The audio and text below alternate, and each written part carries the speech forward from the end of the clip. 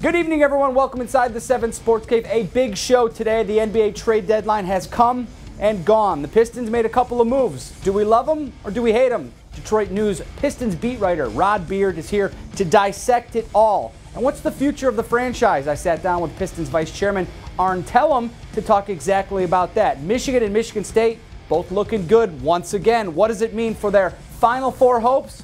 We'll talk about it all. This is the 7 Sports Cave.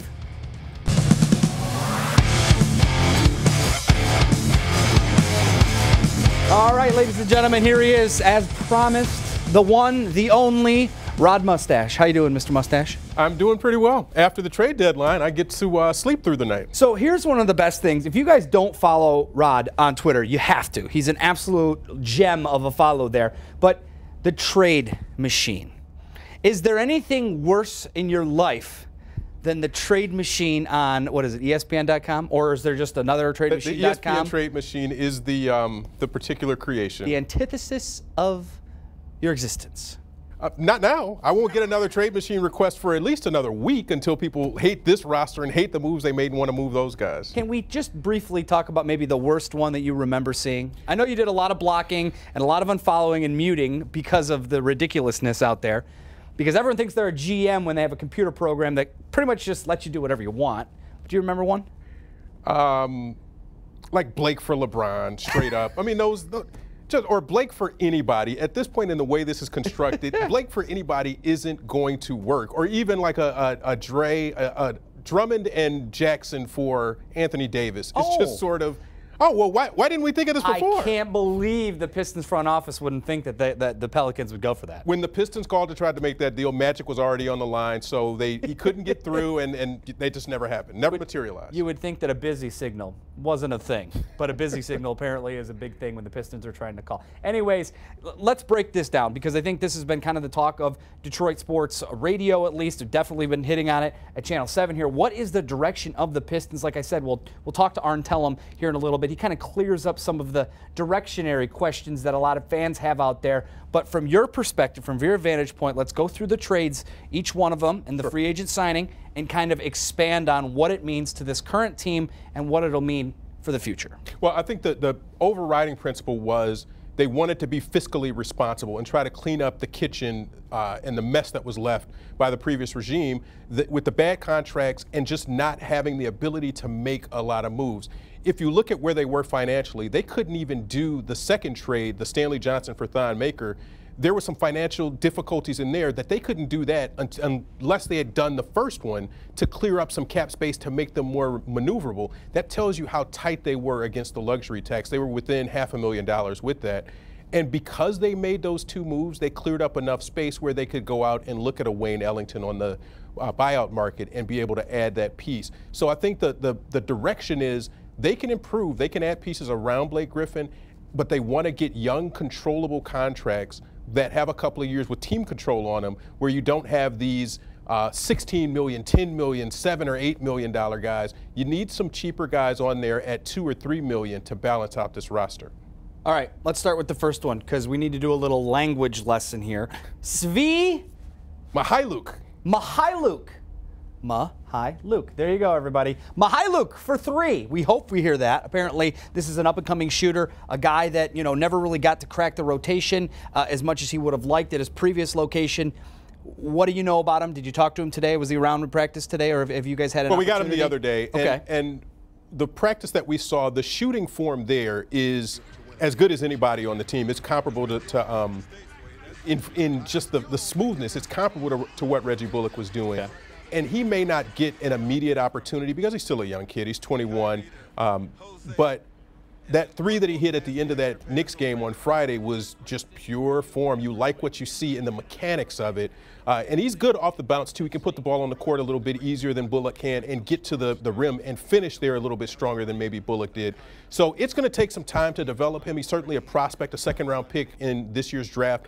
But you get 2 more years out of Svi Mykhailiuk under team control for like 1.4, 1.6. Not a big contract, but a guy who can really help you. And then the secondary trade, I think that there is a little bit of, I was excited about Stanley Johnson when he was picked up. I saw him play in college at Arizona, and I thought this is the kind of a bulldog mentality. I think he's going to fit in really well in Detroit. and we never really saw him take off. Is it better for him moving forward? He just has a different, you know, scenery and background to try to work out of, and we all kind of saw the writing on the wall as far as his future here was not going to be here. Yeah, and after that rookie season, everybody was encouraged, but he never took those incremental steps. And in fairness, some of that might have been due to Stan Van Gundy not letting him spread his wings, not letting him make mistakes, and learn from those and start to build out his skill set. Some of that is on Stanley, too, that he was a little bit stubborn, and he didn't improve his game the way that he could have on the court. And so it was a parting of ways that needed to happen. And Thon Maker coming in is another guy who gets an extra year at a reasonable $3.5 million that saves you some money on the cap so that you can do some other things in the offseason. One of the guys that takes up a lot of the space, Josh Smith, what does he bring? No, I'm kidding. Because we're still paying him for another couple of years. It's like after the contract. After next year, Josh Smith is you can do the memory eraser thing like Men in Black and just get him out. I will remember all the great Josh Smith highlights we have from the recent years that we've been. I need you to look at this pin and we can forget about Josh Smith together. You got to put your sunglasses on. on. There you go. There you go.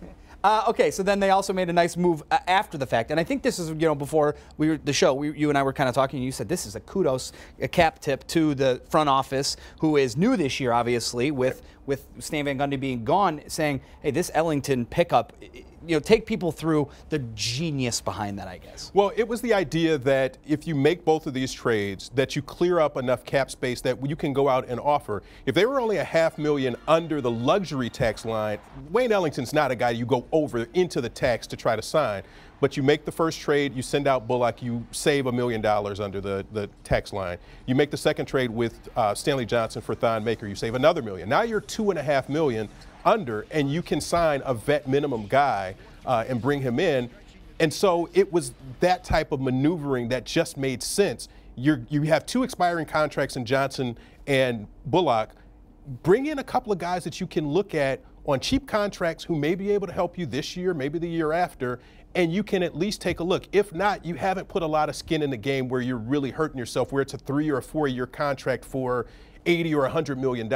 It's not one of these things that hurts you, but it gets you younger, it gets you better prospects at a very low cost, and you get a 2021 draft pick out of it. It has to be asked because I know that we saw the quotes from Tom Gores saying, you know, if we got to go to the luxury tax, let's do it. How much of this was, you know, Ed Stefanski and Malik Rose saying, no, Tom, in order for this franchise to be successful moving forward, we need to make these types of deals now and then maybe down the road once we get a nice first-round pick or different things that we can do. Is that fair to say that they helped kind of said, we're not going to do this anymore because we've done this under the previous regime and this is where we are and this is not working? And the way I think Tom Gores meant to say it was, if we have a player that is going to push us into the luxury tax, I'm willing to go there for that. So similar to the Tigers when they needed Cabrera, Scherzer, Verlander, and Mike Ilitch had to sign a bunch of big checks to make that happen. I think that's what Gores was trying to say. But you're not going to do it for Mike Conley, and that's a completely different risk. Right. I think in this case, it is, you give some credit to the front office because they're acting fiscally responsible. They didn't max out the credit card for a guy who's not going to move the needle and is not going to make you not just a playoff team, but maybe a top 4 or 5 seed. Right. If you're not doing that, you're not going into the tax. And it feels like they pushed back against Gores a little bit and said, hey, we're not going to the tax because it's wrong. It's wrong for us right now. Let's save a little bit. Let's see what the summer looks like. Let's see what next year at the deadline looks like, and maybe we can make a bigger splash. So after all of the headache, the heartache, the blocking, the muting, the trade machine, everything, what do you grade the Pistons trade deadline moves? We don't know what performance-wise and production-wise it's going to be, but for the shrewd moves that they did to bring in Ellington and to get some young guys, I'll give them an A-. I think they did really well with what they had, from having no space under the tax to creating space to bringing in Wayne Ellington and leveraging some relationships to do that. He's a former Arntellum client. But if you did that and had that foresight to get young guys, you improved your future outlook for the next year or two. Optimism with the Detroit Pistons, ladies and gentlemen. It's something it can happen. It's something that, yes, it's still remains to be seen how the rest of it plays out, but that's a good start. Coming up next, though, we're going to talk to Arn Tellem. I sat down with him one-on-one, and I tried to get through some of that front line stuff to get a little bit more juice out of the squeeze of asking him, where is this franchise headed, and how culpable are you all in what happened beforehand? We'll get to those coming up next. Use your tweets as well. We want to hear from you. Use the hashtag 7SportsCave. Rod and I are going to take those tweets here in a little bit. Of course, Michigan and Michigan State still on the line as well. Lots coming up here on the 7 Sports Cave. Don't go anywhere.